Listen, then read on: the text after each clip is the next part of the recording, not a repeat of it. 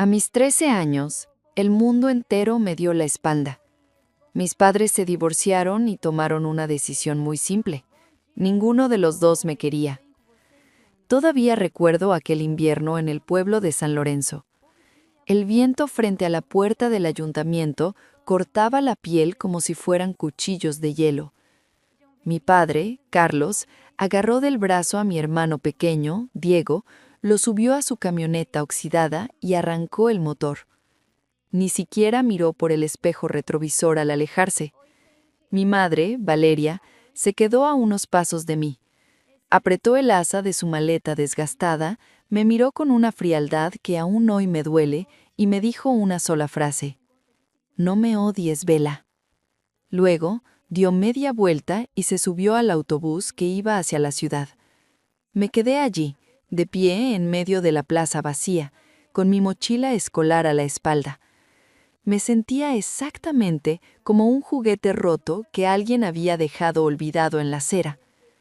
A los 13 años, aprendí de golpe lo que significaba ser desechada por las dos personas que se suponía debían amarte más que a nada en el mundo.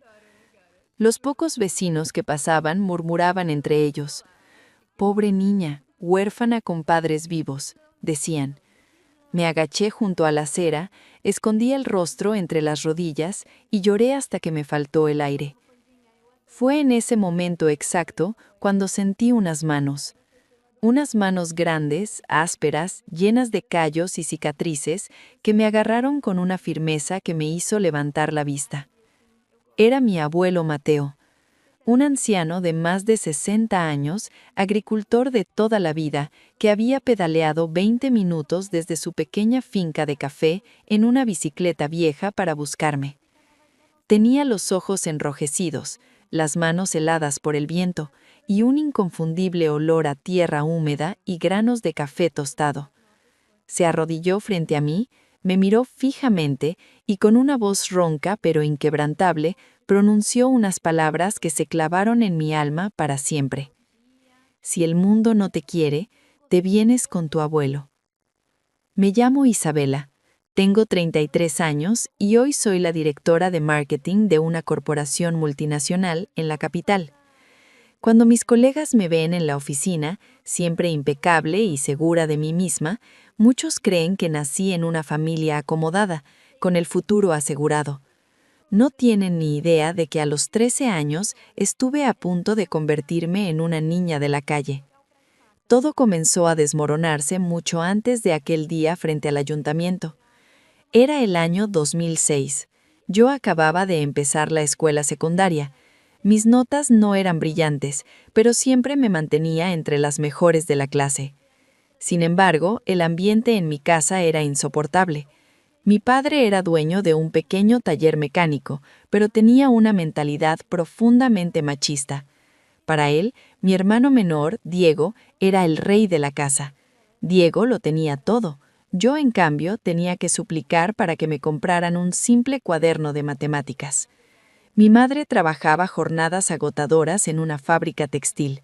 Ganaba muy poco y, cansada de la vida, su carácter se había vuelto amargo.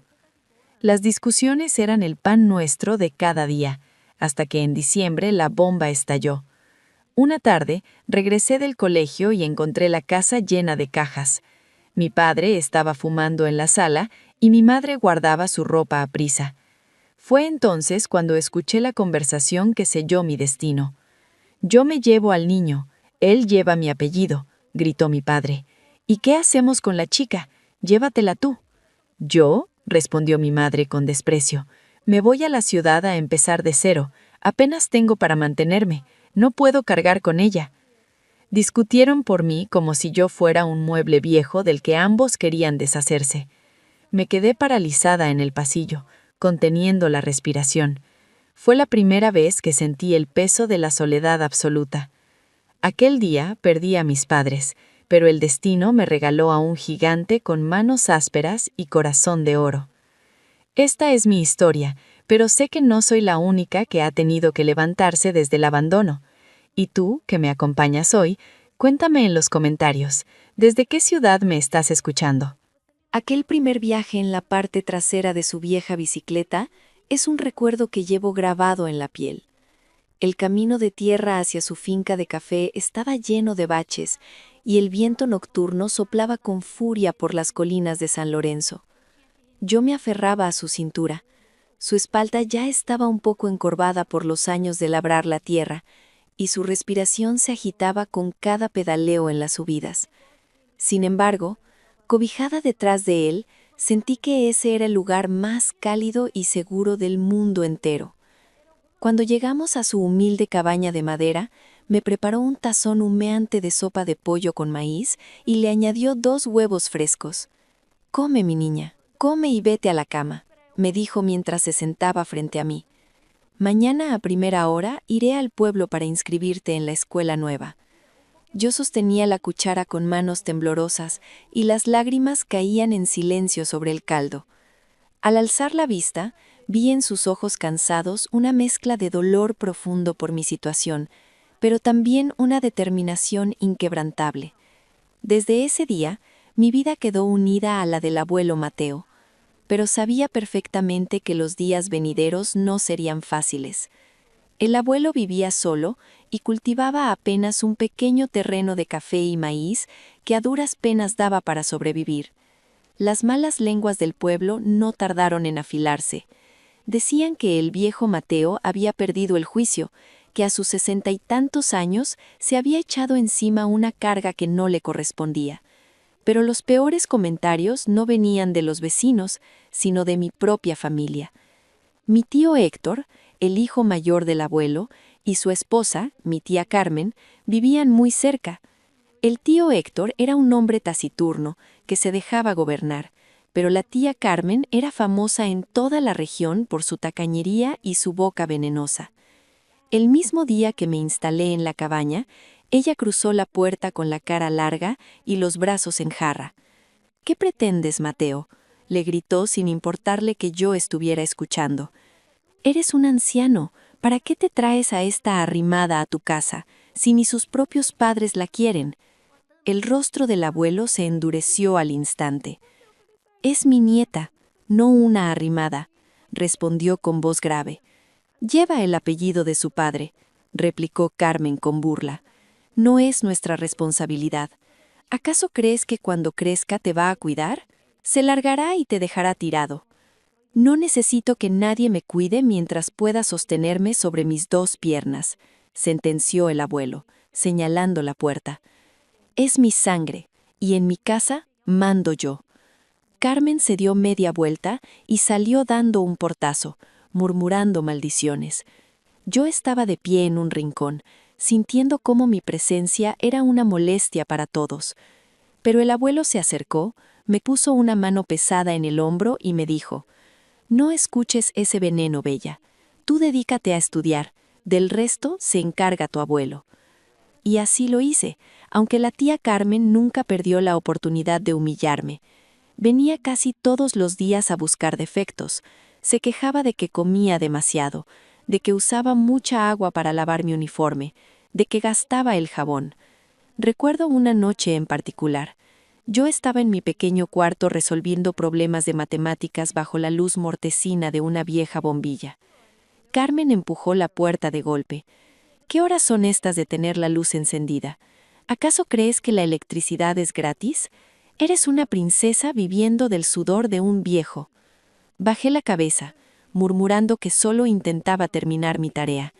En ese instante, el abuelo apareció en el umbral, plantándose como un escudo protector frente a mí. «La niña está estudiando, Carmen. El recibo de la luz lo pago yo, así que cierra la puerta al salir». El inicio de clases llegó tras varios días de trámites. Para celebrar, el abuelo fue al mercado del pueblo y me compró una mochila. Costó apenas unas monedas. Era de un color verde chillón y la tela era áspera y barata. En la escuela, mis compañeros, hijos de comerciantes y oficinistas, llevaban cosas mucho mejores. Se notaba a leguas que yo era la chica pobre del campo, pero no me importaba en lo absoluto. Para mí aquella mochila fea era el tesoro más grande del mundo, porque olía al sacrificio de las manos de mi abuelo. Cada vez que sacaba un libro de esa mochila, me hacía una promesa silenciosa. Juré por mi vida que sería la mejor. Juré que sacaría a este hombre de la pobreza, y que algún día la tía Carmen y todos los que se burlaron de él tendrían que agachar la cabeza al vernos pasar. Lo que no sabía entonces es que antes de alcanzar la cima, la vida nos pondría a prueba de la forma más cruel posible. El tiempo avanzaba y las cosechas de café no daban lo suficiente para cubrir mis gastos escolares. El abuelo, a sus 65 años, tomó una decisión que me ocultó durante semanas. Además de cuidar su tierra, empezó a bajar al pueblo para trabajar como peón en una obra de construcción.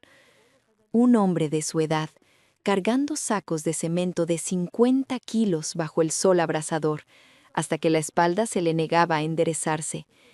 Yo lo veía llegar exhausto, con la ropa cubierta de polvo gris, y el corazón se me partía. Para aliviar su carga, en cuanto llegaba del colegio me ponía a cocinar, a lavar y a deshiervar el huerto. Pero el destino no sabe de compasión.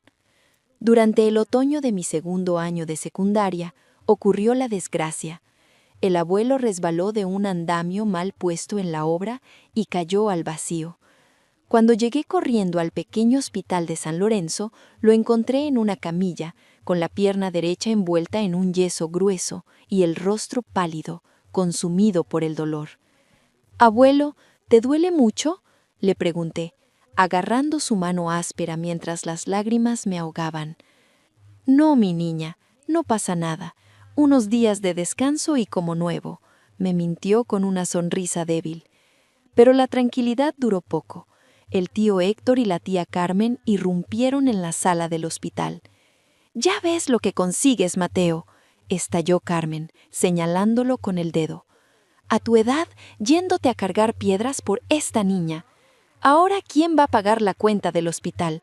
Nosotros no tenemos ni un peso partido por la mitad». «La cuenta la pago yo», respondió el abuelo, apretando los dientes. «¿Con qué dinero?», se burló ella, mirándome con asco. «Si todo lo que tenías te lo has gastado en los caprichos de esta inútil». El tío Héctor, siempre cobarde, se cruzó de brazos y murmuró: «Papá, la situación es esta. Bella debería volver con su madre un tiempo. No podemos mantener a gente ociosa en la familia». La palabra ociosa se clavó en mi pecho como una estaca. El abuelo intentó incorporarse, enfurecido. «Isabela no se va a ninguna parte. Su madre no la quiere. Devolverla es mandarla al infierno». Yo no pude soportar más. Me puse de pie, respiré hondo para tragarme el llanto y dije: «Abuelo, no te preocupes. Yo puedo cuidarme sola. Tú recupérate». Me di la vuelta y salí corriendo de la habitación. Al salir por las puertas del hospital, me dejé caer contra un muro de ladrillos y lloré con una desesperación que me desgarraba la garganta. Pensé en dejar la escuela. Pensé en huir, en ponerme a limpiar casas, en desaparecer para no ser una carga. Pero entonces la voz del abuelo resonó en mi cabeza: «Tú dedícate a estudiar, del resto se encarga tu abuelo». Si yo abandonaba mis estudios ahora, el sudor, la sangre y el hueso roto de ese viejo maravilloso no habrían servido de nada. Me sequé las lágrimas con el dorso de la manga. Juré que no iba a rendirme. Durante los 20 días que el abuelo estuvo ingresado, su cuenta ascendió a casi todo lo que había ahorrado durante el año. El tío Héctor y su esposa no aportaron ni una sola moneda. Para cuando le dieron la alta, el abuelo caminaba cojeando, apoyándose en un bastón de madera improvisado. «Abuelo, no vuelvas a la obra, es muy peligroso», le supliqué, mientras lo ayudaba a caminar de regreso a la cabaña. «No hay otra salida, Bella. Hay que pagar tu escuela», respondió él, suspirando. No iba a permitirlo. A escondidas, fui a una cantina del pueblo y hablé con el dueño. Logré que me contratara para fregar platos todos los fines de semana. El sueldo era una miseria, pero sumaba lo suficiente para comprar nuestra comida. Cuando cobré mi primer mes, fui al mercado. No compré nada para mí. Compré un par de botas gruesas de invierno para el abuelo.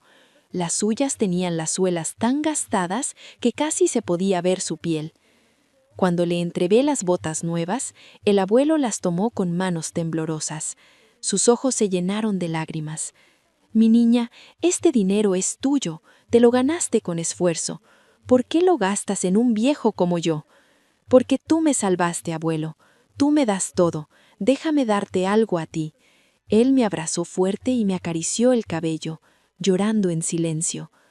Aquel año, cuando entregaron los boletines de calificaciones, mi nombre estaba en el primer lugar de toda la clase y el tercero de toda la escuela.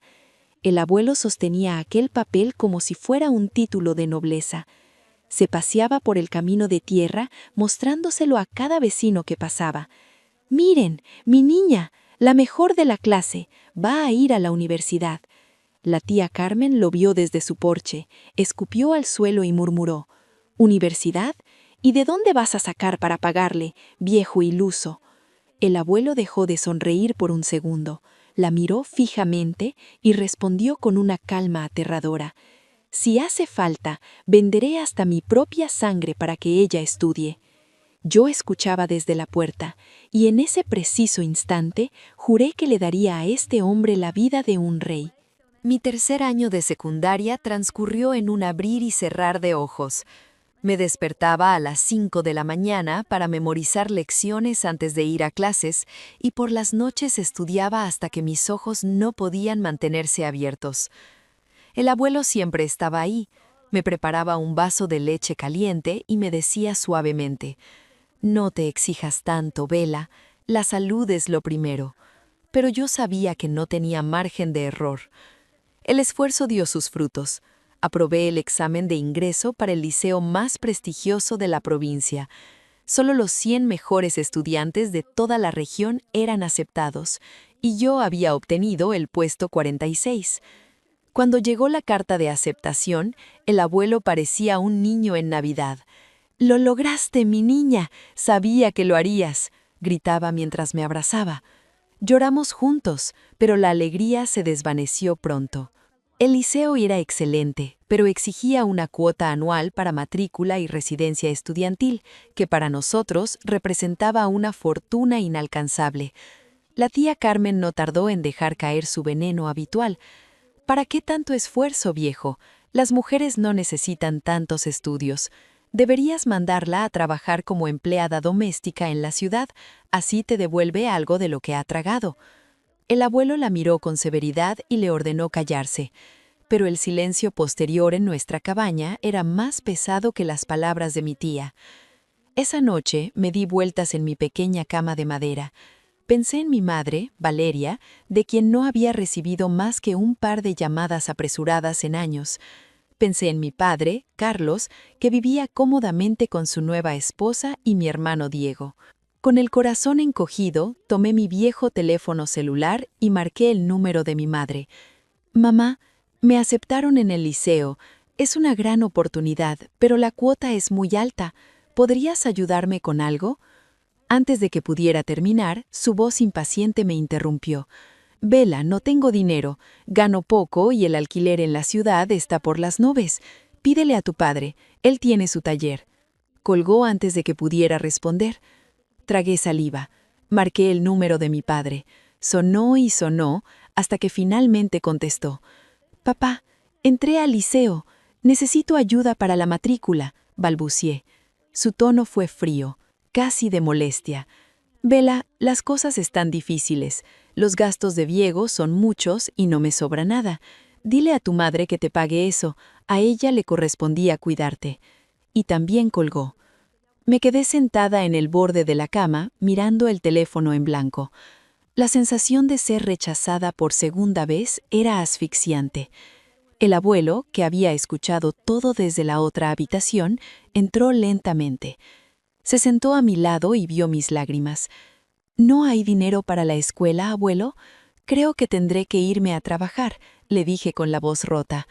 «¡Tonterías!», exclamó él, poniéndose de pie con esfuerzo. «Te prometí que ibas a estudiar, y la palabra de tu abuelo vale más que el oro. Déjamelo a mí». No tenía idea de qué iba a hacer. Sus ahorros se habían esfumado con el accidente del andamio, pero a la mañana siguiente el abuelo tomó la decisión más dolorosa de su vida. Había negociado la venta de Relámpago, su vieja mula de carga. Relámpago había estado con él por casi una década. Era su compañero, su única herramienta para bajar los sacos de café por las empinadas ladidas de San Lorenzo. Cuando el comprador llegó al patio, el abuelo se acercó a la mula, le acarició el hocico despacio. Sus ojos estaban rojos. «Perdóname, viejo amigo», susurró con la voz quebrada.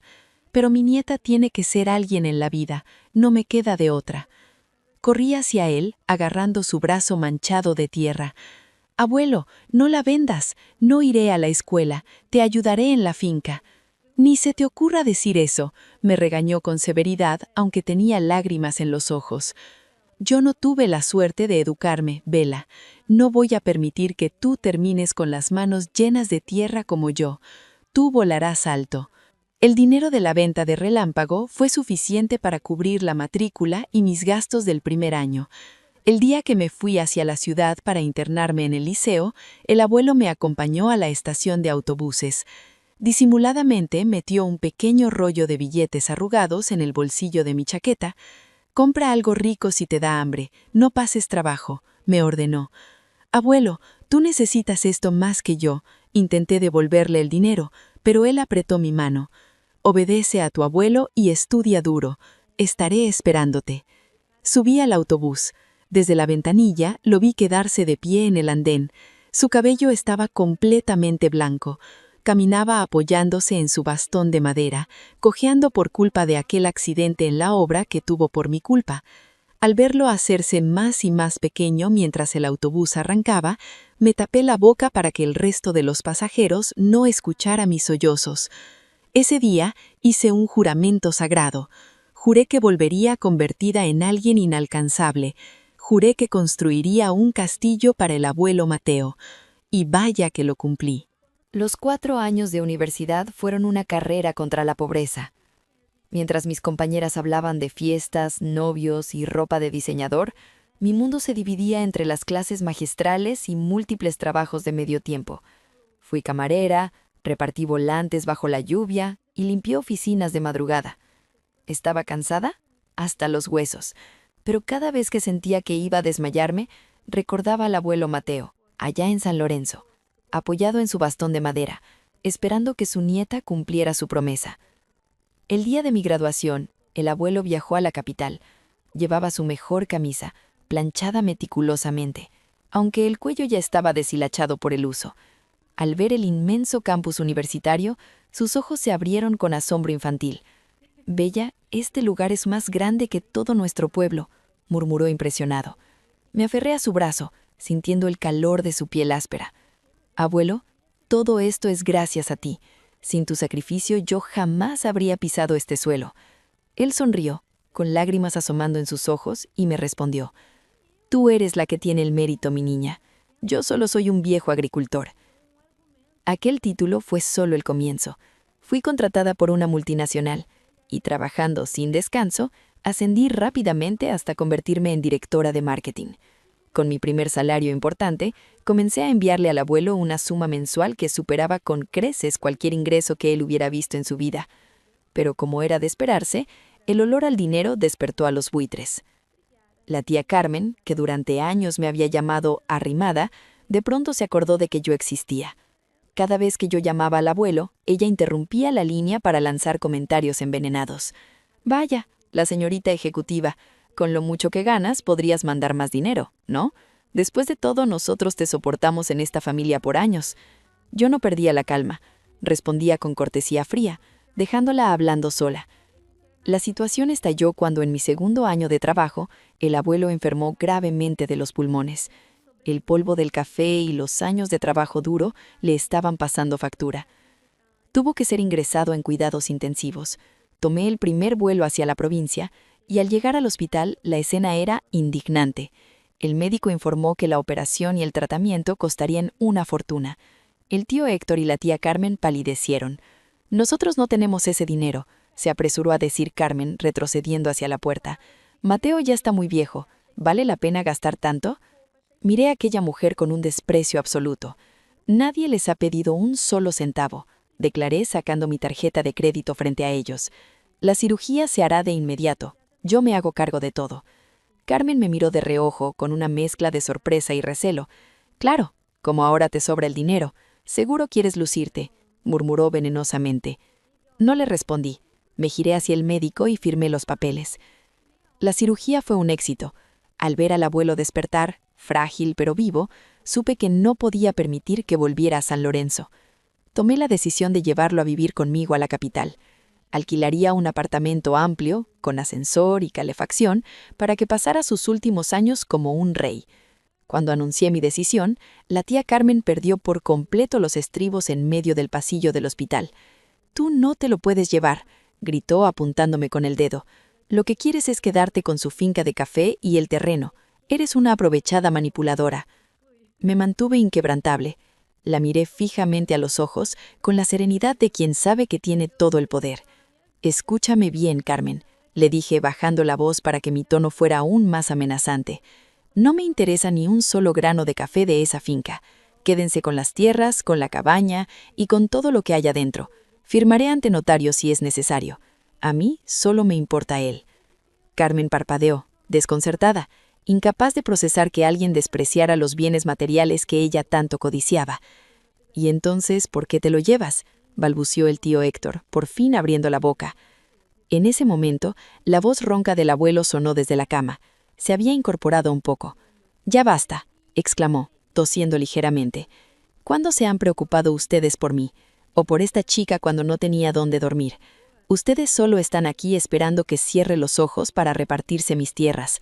El abuelo señaló hacia mí, con mano firme. «Me voy con Bella. Ella es mi verdadera familia. Y de mis bienes ya decidiré yo qué hacer con ellos». El tío Héctor bajó la cabeza, avergonzado. La tía Carmen se quedó sin palabras, con el rostro enrojecido de rabia y humillación. Esa misma tarde organicé todo para el traslado. Había ganado la batalla más importante de mi vida. Había sacado a mi abuelo de la pobreza y lo había alejado de la toxicidad que lo rodeaba. Por fin, el viejo Mateo y yo íbamos a estar tranquilos. Los primeros meses en la capital fueron un desafío para el abuelo Mateo. Acostumbrado a los espacios abiertos, extrañaba el olor a tierra mojada y el canto de los gallos al amanecer. Pero poco a poco se adaptó a su nueva vida. Todas las mañanas le preparaba el desayuno antes de irme a la oficina. Los fines de semana lo llevaba a pasear por los grandes parques de la ciudad, a comer en buenos restaurantes y le compré ropa elegante y abrigada. Se hizo amigo de otros ancianos en el edificio y por primera vez en su vida, sus manos ásperas no tenían que trabajar. A veces me miraba desde el sofá, sonriendo, y decía: «Bella, me tienes viviendo como a un ministro, demasiado lujo para este viejo campesino». Fueron los años más felices de mi vida. Sin embargo, el tiempo es un ladrón silencioso y no perdona a nadie. A sus 82 años, el cuerpo del abuelo comenzó a apagarse definitivamente. Sus órganos fallaban uno tras otro, producto de la edad y del inmenso desgaste físico que sufrió durante su juventud. Contraté a las mejores enfermeras, pero yo misma me encargaba de bañarlo, de darle de comer en la boca y de darle masajes en sus piernas cansadas cada noche. Los médicos fueron claros: no había cura, solo cuidados paliativos. El último invierno fue el más duro. Acostado en la cama del hospital, rodeado de máquinas que marcaban el ritmo lento de su corazón, me miró con una lucidez sorprendente. Apretó mi mano, esa mano que ya casi no tenía fuerza, y me susurró con un hilo de voz: «Mi niña, no llores por mí. Me voy en paz, con el corazón lleno». Yo negaba con la cabeza, ahogada en llanto, rogándole que no me dejara. Él sonrió débilmente, acarició mi mejilla y dijo sus últimas palabras. Aquel día, frente a la plaza, agarrar tu mano fue la mejor decisión de toda mi vida. No me debes nada, Bella. Tú me diste todo. Cerró los ojos lentamente y se durmió para siempre con una expresión de absoluta tranquilidad en su rostro arrugado. Lo enterramos en su amado San Lorenzo. El pueblo entero asistió. La tía Carmen y el tío Héctor lloraron a gritos frente al ataúd, en una escena teatral que, a esas alturas, ya no me causaba ni rabia ni dolor. Solo sentía indiferencia. Ese mismo día renuncié legalmente ante notario a la cabaña y a la finca de café. No quise absolutamente nada de ellos. Lo único que me llevé de ese pueblo fue una fotografía en blanco y negro del abuelo y su viejo bastón de madera. Cuando la tía Carmen intentó acercarse para pedirme disculpas por el pasado, la detuve con un gesto amable pero firme. «Todo está perdonado, tía, ya no importa, que vivan en paz». Hoy, a mis 33 años, soy vicepresidenta de la compañía con un salario que el abuelo jamás habría podido imaginar. Hace un año me casé con un hombre maravilloso. El día que lo llevé a mi casa y le conté mi historia, se detuvo frente al retrato del abuelo, inclinó la cabeza con profundo respeto y susurró: «Le prometo, señor, que cuidaré de ella como usted lo hizo». En mi boda, reservé una silla vacía en primera fila con su fotografía sobre el asiento, porque él me entregó en el altar desde el cielo. Cada primavera viajo a San Lorenzo, me arrodillo frente a su tumba y le hablo. «Abuelo, lo logramos, soy feliz», le digo mientras el viento mueve las hojas de los cafetales, como si él me estuviera respondiendo. Aquel hombre rudo, de manos agrietadas, me salvó del abismo y me enseñó la lección más grande de todas. Los lazos de sangre no siempre te dan un hogar. Un verdadero hogar lo construyen quienes eligen quedarse a tu lado cuando el resto del mundo te abandona. El amor verdadero no se hereda, se elige, se cuida y se gana. Si esta historia ha tocado tu corazón y crees, al igual que yo, que el amor es lo que realmente nos une, por favor déjame la palabra familia en los comentarios. Gracias por acompañarme en este viaje y recuerda abrazar muy fuerte a los que de verdad te aman. Muchas gracias a todos los oyentes por acompañarnos en esta historia del canal Su Corazón Oculto.